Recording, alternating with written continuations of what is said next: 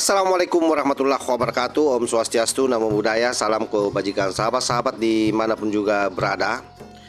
Posisi Roy Suryo betul-betul semakin rungkat saja dengan Dokter Tipa, sahabat ya, dengan berbagai macam polemik akhir-akhir ini yang melanda dirinya. Tak kalah Rismon Sianipar mau lepaskan diri dari cengkeraman mereka. Ada fakta menarik. Suatu waktu kan Roy Suryo ini secara sembrono mengatakan bahwa Abimanyu itu sang ahli forensik digital adalah sahabatnya. Dan di sini Roy Panci ditelanjangi oleh Bang Abimanyu mengatakan bahwa dia hanya kenal dengan Roy Suryo tapi bukanlah sahabatnya. Dan secara tidak langsung juga membantah seluruh hasil penelitian yang dilakukan oleh Roy Panci CS. Bahkan di sini Abimanyu cenderung tidak mau mengontari Tipa. Bagi dirinya Tipa itu hanya seorang aktivis biasa, bukan siapa-siapa. Dia bukan ahli. Nah, untuk lebih jelasnya sahabat, karena ini agak panjang durasinya, tapi ini menurut saya isinya daging semua, terutama memberikan informasi dan memberikan penyadaran kepada kita semua betapa banyaknya orang selama ini dibodoh-bodohi oleh Roy Panci CS. Ini dia videonya. Hai, saya tertarik untuk ngebahas polemik antara Rismon Hasiholan dengan Roy Suryo. Ya, kita tahu tadinya mereka sejalan dalam urusan tuduhan ijazah Jokowi bahwa dibilang palsu, tapi sekarang malah jadi berseberangan dan mulai saling serang satu sama lain. Gitu. Wah, saya bilang kok jadi kayak gini ya, serunya. Tapi ya udah, saya akan mau bongkar nih. Ya, ini yang menarik. Ya, kalian tahulah siapa saya ya. Mereka berdua juga tahu. Jadi saya rasa layak untuk saya bahas di sini. By the way, saya nggak mau ngebahas Dokter Tipa. Pertama, dia bukan orang telematika, nggak ada urusannya sama soal dokumen ini. Hanya aktivis-aktivis gitu. Ah, udahlah. Ya, di luar bahasan saya, nggak asik ngebahas dia mah. Sekarang ini berdua. Mereka sama-sama orang telematika, mereka sama-sama mereview dokumennya katanya ya, dan kemudian sama-sama melakukan pengulasan, kemudian penelitian dan lain sebagainya, bang. Oke. Dan itu udah terjadi 1 tahun yang lalu loh. Ya, 1 tahun udah lewat. Kenapa saya yakin 1 tahun? Karena saya pernah mengomentari urusan mereka. Gara-garanya Roy Suryo bilang saya sahabat dia. Kemudian saya luruskan ya. Saya bilang kan di konten saya bahwa saya bilang saya hanya kenal bukan sahabat. Saya juga kenal Rismon karena kita sama-sama di kasus yang kopi cyanida gitu. Sama Roy Suryo juga beberapa kali lah di talk show. Oke, tetapi kita jadi saling kenal ya, dan semuanya sama-sama satu bidang. Nah, di ulasan saya sudah jelas semuanya saya ungkapkan, dan juga beberapa di televisi ya saya ungkapkan beberapa hal, tapi hanya teknis yang sebagian. Saya belum mau masuk ke dalam situ karena apa? Kalau saya jelaskan di urusan teknisnya nanti mendapat let's say jadi apa insight lah di antara mereka, kemudian itu digunakan. Walau saya nggak bilang kalau apa yang saya utarakan nanti kemudian ditiru sama mereka, enggak lah. Saya nggak bilang saya lebih tinggi atau mereka siapa yang lebih tinggi, enggak ya. Masing-masing mempunyai caranya sendiri.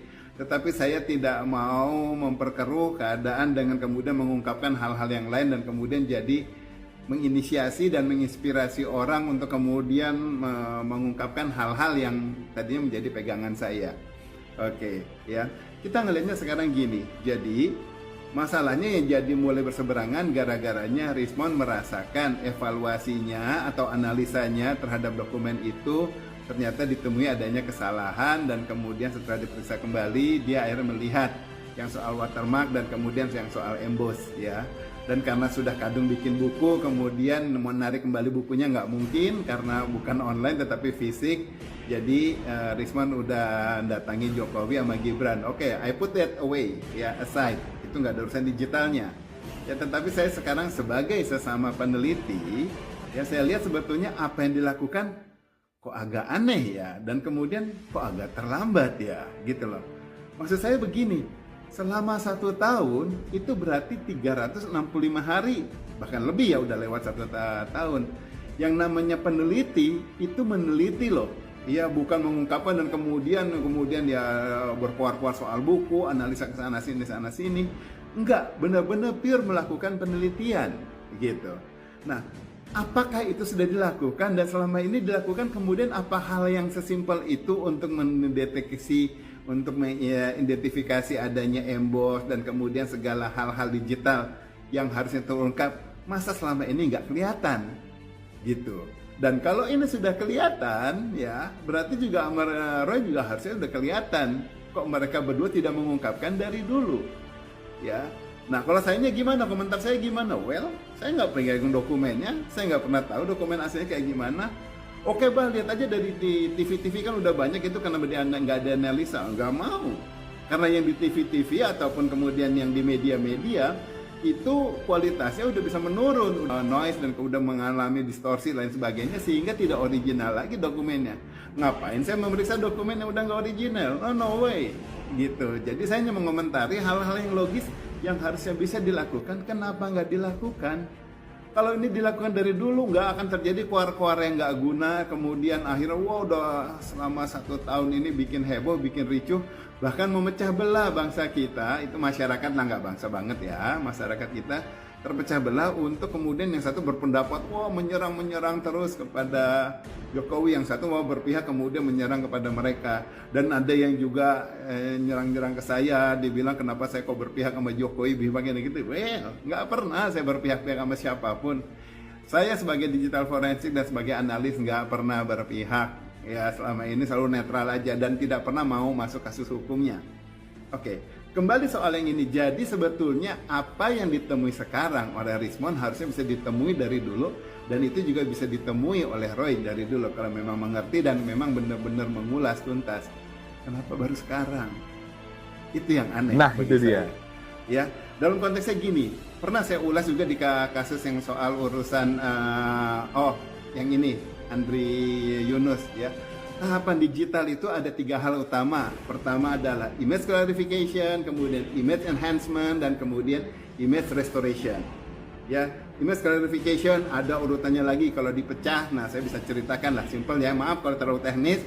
Ini dikit tapi menarik. Pertama adalah dbGaN. dbGaN itu dbGaN gitu ya. Itu uraiannya. Pertama, D-nya adalah kita melakukan data source analysis, memastikan datanya benar apa enggak, exif-nya, metadatanya semuanya benar apa enggak, yang mengirim ini benar apa enggak, apa dasarnya, apa lain sebagainya, ya. Data source analysis. Kemudian B-nya saya melakukan brightness and contrast adjustment. Dan kemudian E-nya saya melakukan exposure balancing. Ya, kemudian saya melakukan G-nya itu saya melakukan gamma adjustment, bukan gamma correction ya, nggak harus dikorek karena ini kan lagi mengungkapkan. Melakukan adjustment dalam hal gammanya. Kemudian saya melakukan authenticity check. Authenticity check itu saya memastikan ini kerjaan AI atau bukan, dan kemudian ada kerjaan rekayasa, seberapa originalnya dan lain sebagainya. Dan kemudian terakhirnya ada yang N adalah mengenai noise analysis gitu. Ya, di sini ngelihat dan kemudian analisis dan kemudian di reduction. Itu semuanya itu diberikan. Itu kalau dilakukan secara lengkap dapat yang namanya image clarification dan langsung tidak perlu ribet-ribet lagi, nggak perlu dianalisa ulang, langsung semuanya sudah terungkap. Oke, dan kalau udah ke dari situ clear, kita masuk pada image enhancement. Image enhancement patokan saya ada 5, namanya CHAS. Ya, pertama C-nya adalah color separation analysis. Kemudian yang H-nya histogram equalization, kemudian yang E-nya adalah edge enhancement, kemudian yang S-nya spatial filtering, S terakhirnya sharpening. Dari yang dbGaN sama yang CHAS ini saya nggak bilang urutannya yang mana, semuanya urutannya bisa berbeda-beda ya. Saya punya trik saya sendiri, mereka juga punya trik sendiri, tapi ini yang paling mendasar. Cukup dari sini, ini diulas bisa terungkap gitu. Tetapi kalau salah menguras, salah urutannya akan jadi ngaco. Sebagai contoh yang buat orang awam nih, ngaconya gimana? Kalau Anda mau bikin nasi goreng, Anda bikin biar gampangnya ya, Anda bisa bikinnya nasinya dulu, kemudian mulai ditaruh kecapnya kali, atau yang menaruh bumbu apanya dulu, ditaruh, baru ditambahin bumbu A, B, C-nya, dicari garam dan lain sebagainya. Ya kan? Tetapi kalau Anda mau mulainya dari nasi, langsung kemudian dikasih yang lain sebagainya terakhir, dan acaknya tidak berurutan, apakah tetap jadi nasi goreng? Tetap jadi nasi goreng. Tetapi rasanya tidak maksimal, tidak seenak yang kalau urutannya benar-benar tepat sesuai dengan dilakukan sama ahli, ya kan? Cuma itu jadi cuma soal jadi nasi goreng enak apa enggak. Nah, kalau dalam hal digital urutannya itu tidak tepat, urutannya itu tidak proper, maka hasilnya tidak maksimal. Apa yang direview itu justru tidak terungkap, dan kemudian apa yang harusnya kelihatan malah jadinya nggak kelihatan. Itu bahayanya banget. Dan itu yang harusnya diantisipasi. Kenapa saya bilang bahaya banget? Yang dianalisa itu adalah media digital, di mana media digital di sini dasarnya semuanya sudah kelihatan di situ. Ya di data digitalnya udah kelihatan, udah ada. Jadi kita tidak mengungkapkan tentang yang tidak terlihat. Semuanya udah kelihatan, cuma yang tadi nggak terlalu kelihatan ditimpulkan jadi nongol, yang nggak terlalu kelihatan ditimpulkan jadi nongol. Nah akhirnya bisa kelihatan dan kemudian bisa dianalisa. Bukan yang nggak ada kemudian brand dibikin ada, enggak, digital nggak gitu. Benar-benar yang tadinya sudah ada tetapi kemudian dieksplor lebih mendalam, dikeluarkan, ya. Nah, itu kenapa nggak dilakukan dari dulu, ya? Rismon saya yakin tahu mengenai ISO 27037. Waktu saya sama dia membahas kasusnya yang Jessica yang kopi cyanida, kita perlu juga membahas bahwa standar ISO ini harusnya diterapkan oleh Barreskrim dan semua yang ahli-ahli yang terdahulu. Tetapi kayaknya enggak. Ya, di mana kalau ISO ini, kalau pendapat saya, ISO itu selalu berurutan dalam 4 hal yang utama, yaitu JAR, ya.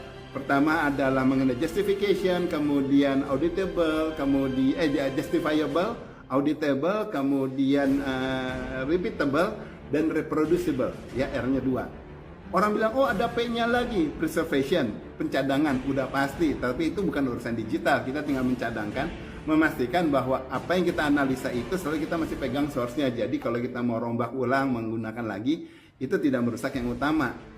Ini kalau dilakukan langkah ini tidak perlu lama-lama, nggak perlu 1 tahun kemudian sadar salah, langsung aja dari awal-awal udah langsung bisa kelihatan. Kenapa?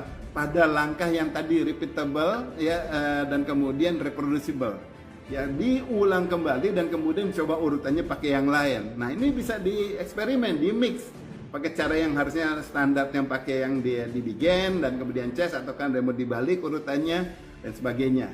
Ya kayak contoh kalau di Begin sebenarnya N-nya adalah noise reduction, itu biasanya saya taruh somewhere di insertannya. Tapi kalau yang D yang mengenai data source analysis selalu pasti utama lah gitu. Nah, urut-urutan ini kemudian ditukar. Kalau ditukar analisa yang kayak gitu sebagai peneliti harusnya keluar data itu. Gitu. Kenapa enggak? Kenapa baru terlambat sekarang? Itu saya sayangkan karena udah jadi kadung jadi buku. Ya, itulah, itu yang baru secara digital ya, sedikit. Saya nggak mau mengungkapkan lagi yang lain lagi, karena kan dipermasalahkan yang baru soal watermark dan kemudian ya apa satu lagi embossnya, ya yang harusnya kelihatan. Nah, terlepas dari situ kayak faktor hukum keberpihakan, saya udah tanyakan kenapa sih itu orang nggak berhak ambil sejauh itu, kenapa itu dia dilakukan. Oke lah, itu ya, lewat. Saya sudah ulas di situ, ada di konten saya 1 tahun yang lalu. Silahkan aja ya, look up ya. Kita cari aja ke sana, saya nggak mengulang. Tapi sekarang saya ngelihatnya sama Mas Roy ini, Roy Suryo. Ini mau jadi apa Mas Roy? Sekarang konflik sama Rismon juga jadi konfliknya kemudian keras. Mas Roy dulunya saya kenal sebagai orang selalu mengulas yang telematika, ya. Tetapi kemudian sekarang juga jadi apa? Jadi orang hukum. Mengulas soal hukum. Jadi orang ahli tata negara. Jadi orang sosiolog. Dan kemudian ngelihat yang namanya hubungan sosial itu kayak gimana. Kemudian jadi dalang juga, kemudian jadi orang garmen, selalu gonta-ganti bajunya, ada yang dia kasih lihat lah baju-bajunya kayak orang garmen. Kemudian jadi apa juga, pelawak, banyak lagi hal-hal yang lucu-lucu juga, apa kasih lihat bantal atau apa. Anda mau jadi apa gitu loh. Saya jadi nganalisanya, saya mau menganalisa Mas Roy ini sekarang jadi yang sebagai apanya, intinya apa? Masih tetapkah ke telematikanya, apakah saya mau terbawa dengan isu-isu yang lain yang jadi soal tadi semuanya itu? Karena kalau fokusnya jadi nggak jelas yang kayak gini, akhirnya saya jadi tidak tahu mau menganalisa Roy ini sebagai apa. Masa jadi orang ahli semuanya, jadi dia jadi pelawaknya bisa, jadi jualan garmennya bisa, jadi dalang, jadi orang hukum, jadi apanya. Nggak ada intinya satupun. Nah, wajar kalau Rismon kemudian bilang dari sekian banyak 50 halaman itu ternyata dia semuanya mengerjakan. Dari Mas Roy-nya itu cuma hanya memberikan soal WA, pakai WA messages aja, diolahnya sama Rismon. Ya jelas karena Roy-nya udah sibuk terlalu banyak untuk hal yang lain. Lah kalau sekarang seorang telematika tapi urusannya malah ribut-ributnya untuk membawa hal-hal yang lain, pertanyaan saya jadi mulai lain. Ini mah udah bukan murni soal digital lagi nih. Udah ada bawaan pesanan dan lain-lain sebagainya. Udah nggak seru. Makanya saya nggak mau terlibat begitu. Nah kalau urusan yang lain, kenapa saya tidak mau masuk pada polemik di sini dalam diskusi-diskusi? Wah diskusi kemudian bentak-bentakan dan kemudian hanya harus sharing mempertahankan pendapatnya pakai teriak-teriak gitu. Saya bukan orang jalanan yang hanya buat mempertahankan pendapat pakai teriak-teriak kayak gitu-gitu. No. it's not me. Saya pernah diundang sama iNews, nih iNews saya bilang ya, iNews pernah ya dalam tanda kutip saya bilang mencatut muka saya itu dicantumkan di dalam layarnya yang iNews, akan-akan saya ada dalam kontennya itu, sehingga kemudian orang sampai teman-teman saya, masyarakat juga ada yang banyak kemudian nungguin mana nih siapa kok nggak komentar, ujung ke ujung nggak ada. Ya memang saya nggak ikutan di acara itu, tapi muka saya dipajang di itunya, di YouTube-nya sampai sekarang masih ada gitu loh, muka saya masih dipajang. Pada hari itu memang saya tadinya akan datang, saya lihat, tetapi pas saya lihat isinya hanya soal yang polemik-polemik, maka kemudian ada hal yang akhirnya ya pasti pihak iNews tahulah, dan pihak yang lembaga hukum yang mau membawa saya bilang, saya melakukan satu langkah yang saya bilang ini adalah cara saya untuk menolak, untuk tidak mau ikutan di situ. Berarti saya tidak hadir, kan from pada saat itu saya tidak hadir, dan kemudian di tayangannya juga di situ iNews kemudian waktu bikin kayak semacam flyernya, e-flyer, sudah tidak nongol muka saya. Pada saat udah jadi konten yang disebarkan ke masyarakat yang soal kelengkapan kegiatannya, muka saya tetap dipajang di awal. Sampai sekarang nggak ada tuh penjelasan iNews mau bilang minta maaf atau apa juga. Jadi saya bilang, wah ini memang polemik aja, ini hanya untuk mengangkat isu-isu biar masyarakat tertarik atau apa ya. Saya jadi mulai nggak tertarik isu-isu ini gitu loh, dalam arti fokusnya nggak jelas, dan kemudian apa yang diungkapkan nggak jelas, dan sekarang yang harusnya berseteru juga, apa yang harusnya bersama jadi oleh berseteru, jadinya udah mulai bias nih ya. Dan kemudian kalau saya lihat pendapatnya kayak Refli Harun dan kemudian Roy, sempat ada kata-kata yang bilang ini kebebasan berpendapat masyarakat dan kemudian keterbukaan publik atau apalah dan segala yang dibilang kebebasan berpendapat. Lah sekarang responnya sudah mempunyai pendapat lain, dia berpendapat sudah ada yang berbeda. Kenapa kalian dan teman-teman itu pada ribut, teman-temannya kalian ya, Roy sama siapa, Refli dan lain-lain lah, yang ngotot banget ini soal kebebasan publik. Respon bagian dari publik, dia sekarang sadar, dia lihat, dia analisanya dia salah, dia berbeda pendapat. Kenapa kalian kemudian jadinya kontra sama dia? Wah, kalau kalian memang kuat dan kemudian yakin sama keyakinan kalian, jalani keyakinan Anda, biarkan dia dengan keyakinan dia. Kenapa sekarang jadi saling kontra? Apanya kebebasan publik? Kalau ada orang berbeda dengan Anda aja, Anda sampai teriak-teriak. Kalau dibilang, wow ini soal jadi beda kubu-kubuan, wah berarti ini kubu-kubuan dong, politik jelas kan, ngomonginnya politik. Karena kalau udah kubu-kubuan, udah tidak soal kepentingan masyarakat, tetapi kepentingan pribadi-pribadi, udah bukan lagi hanya mau mengungkapkan suatu hal gitu loh, udah nggak murni perjuangannya. Oke, itu aja yang bisa saya sampaikan. Jadi dalam hal ini bahwa ketidakjelasan di sini seperti yang saya ungkapkan di situ malah jadinya aneh sesuai dengan yang saya jelaskan. Ya, nah kalau itu mau dibikin murni seharusnya hal ini tidak terjadi. Ya, saya harap sih ada suatu langkah solusi lah yang baik bagi Anda semua, dan tentu tidak terlepas dari urusan hukum yang harusnya juga memang diatasi, dan saya berharap sekali penegak hukum menindak semuanya yang terlibat sesuai dengan porsinya. Nggak hanya sekedar dan kemudian akhirnya ya udah mereda udah cooling down aja beres. Bukan saya ingin melakukan tindakan hukum kepada yang mereka gitu, tapi enggak, saya hanya melihat masing-masing lakukan sesuai porsinya. Saya secara telematika, review secara telematika, dan sekarang dari pihak hukum juga lakukan benar-benar konsisten secara prosedur hukum di Indonesia apa yang harus dilakukan. Karena jangan sampai hal-hal yang kayak gini berulang kembali dan kemudian jadinya mengemuka kemana-mana. By the way, kenapa saya menggunakan jalur channelnya Digiverse Aksiana di sini untuk menyampaikan hal ini? Karena Digiverse Aksiana ini salah satu servisnya adalah melakukan crime prevention advisory ya, untuk jadi konsultan untuk kalau adanya pelanggaran, part of the service. Jadi saya rasa ini lebih fokus untuk melakukan untuk mengulas hal-hal yang seperti itu. Ya, my private channel masih tetap jalan, tetapi di sini hanya agar lebih fokus untuk membahas hal-hal yang terkait dengan Saya kira jelas sahabat ya, apa yang disampaikan oleh Bang Abimanyu ini mengkonfirmasi betul bahwa mereka semua ini adalah orang-orang yang masuk dalam konteks politik, sehingga Bang Abimanyu tidak mau mengomentari secara teknis terkait soal penelitiannya. Tetapi di sini juga beliau menjelaskan bagaimana cara sebenarnya untuk melakukan penelitian terhadap dokumen digital atau dokumen ijazah yang hari ini menjadi problematik. Oleh karena itu semakin terang juga bahwa memang Roy Suryo ini beserta Dr. Tipa pasca Rismon hengkan dari mereka, terlepas bahwa Rismon juga ini adalah orang yang problematik ya. Ini benar-benar satu konfirmasi yang konkret bahwa keduanya ini tidak bisa lepas dari jeratan hukum, sahabat. Saya kira demikian. Wallahul muwaffiq ila aqwamit thoriq. Wassalamualaikum warahmatullahi wabarakatuh.